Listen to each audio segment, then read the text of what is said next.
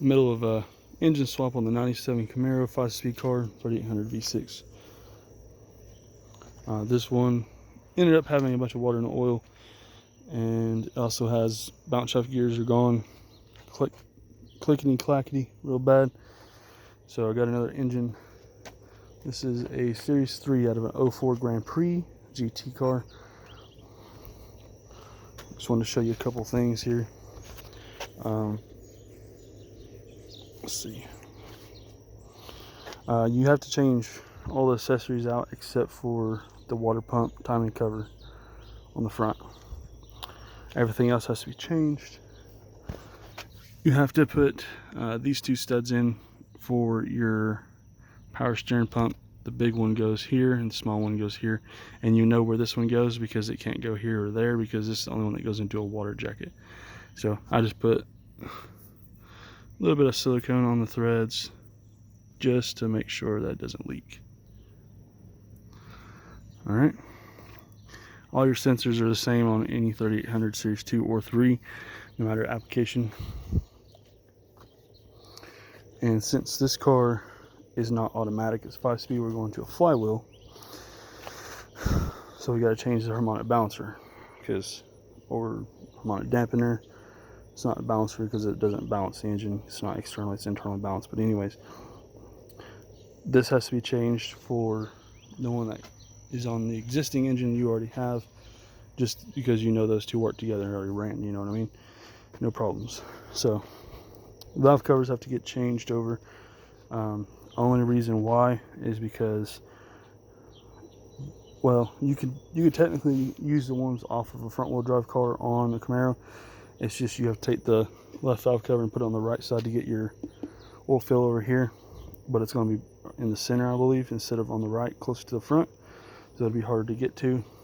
No big deal. Now this engine is actually going to be getting head gaskets here soon, because we're just going to go ahead and do that as preventative maintenance, new head bolts. So I put a bolt here. Now originally it had a stud with a nut on the end on all three of these applications, all three of these holes, here, here, and here. I'm not exactly sure what went there. I think it was EGR. This car doesn't have EGR anymore. I can show you that here on the upper intake. EGR block off plate, and then block off plate on the exhaust. And I didn't buy those. I literally took over here, I'll show you.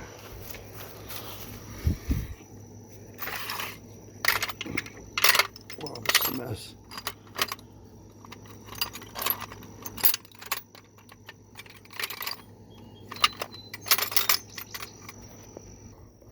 Took one of these 1/4-inch drive wheel sockets that fit that hole for the EGR tube, sat it in there, welded around the outside of it. I left this sticking out on the inside to help keep it centered, so if that bolt backs out, it doesn't just swing and have a hole. So that stuck out, and then I welded the back side, and then I cut the excess off. Did that on both sides. You can buy block off plates, but why buy it when you can make it? So oil filter adapter, the oil pressure sensor sticks out straight right here towards where your AC compressor would be, versus on the Camaro it sticks straight forward. This car not only doesn't have EGR delete, but it also has AC delete. So this should clear the rack. As long as this clears the rack right down here, then we're going to leave this one on there, because I don't want to open this if there's no reason to open it, you know. But what I was talking about, this right here, this one only gets used for the harness that passes, that goes down through here and comes down here for your sensors, comes up here, and it gets tightened down here and then continues back up. Okay, this one on my engine, if you take and get it out here, the dipstick, and put it in down there, so you should be able to push it all the way in, no problem. But I've bent it in such a way it lines up right there and grabs a hold of that bolt. So it gives my dipstick right here instead of over here, closer to the engine, and plus it's solid, because if you don't have it bolted in here, it's literally just going to do what it wants, because all it does is just slide in there with a little O-ring.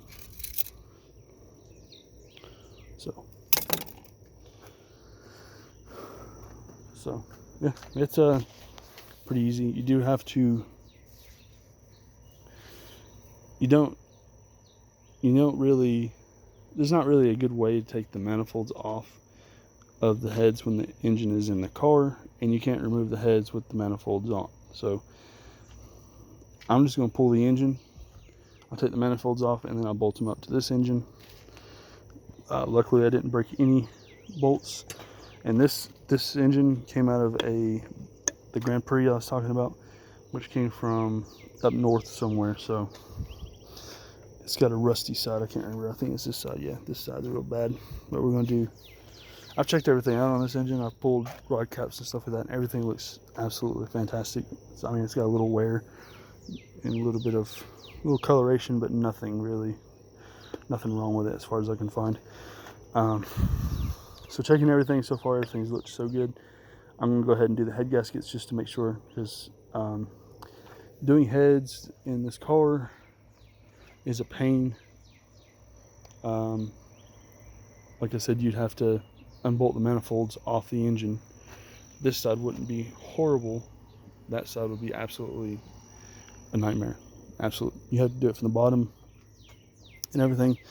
So I don't want to pull this engine back out for head gaskets later on. I've already got it out. I've already set it here, and I don't have intake or anything on it, and it's not sitting in the car. So I'm going to go ahead, do head gaskets, head bolts, Velcro everything on there, and then we've got our gaskets and everything to go ahead and fix that.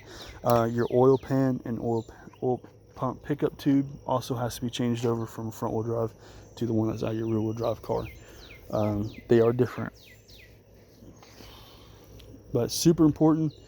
You get I think it comes in the oil pan gasket kit. I didn't get one of those because I literally just put this engine in like a year ago, and it's got a new oil pan gasket, so I was going to try to reuse it. And I know y'all are going to probably comment like, you can't really reuse gaskets. These cars they use the plastic gasket with the silicone injections in it, so technically you can reuse gaskets over and over and over. Now you see here, I've kind of messed up. I've siliconed these gaskets on. I don't think they would have leaked here, but they're stuck, so I gotta get that off. And also, don't forget that the lower bolt for your thermostat housing does actually go through the upper plenum into the lower plenum. I almost forgot that, and I was sitting there trying to pry on it, and I was like, wait, this isn't moving at all. There's something holding it. So I took care of that. I'm not going to be doing the throttle body gasket. I've already done that recently. You see, here's the aluminum intake radiator. I mean, when I say intake, alternator and 0 gauge wires and stuff over there. Now your tensioner assembly, you have to reuse that off of the Camaros. The one off of, well, I think you can use the one that's out of the front wheel drive car. You just have to use the alternator that came in there. And I have a brand new alternator over here, so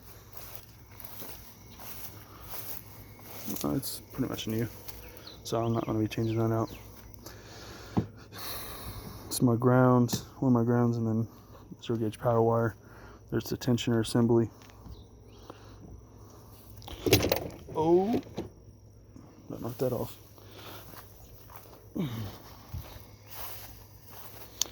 Other than that, pretty much plug and play. It's really simple. Even though this is out of an 04 front wheel drive Pontiac, this engine should sit right down in there. Engine mounts and everything is different, of course. That's common sense.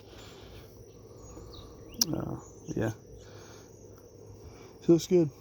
So here in a couple of days, I'm gonna get back to work on this thing, get head gaskets on the way and head bolts, and then we'll go ahead and seal this thing up, get it running good, put it in the car. We're gonna run it on this engine stand, by the way, 3-legged. Just kidding. 4 legs over there with a 318 out of the Dodge on it. So yeah, just a quick little, here you go. Here's what you need to do for putting a front wheel drive engine in your Camaro. Easy as that.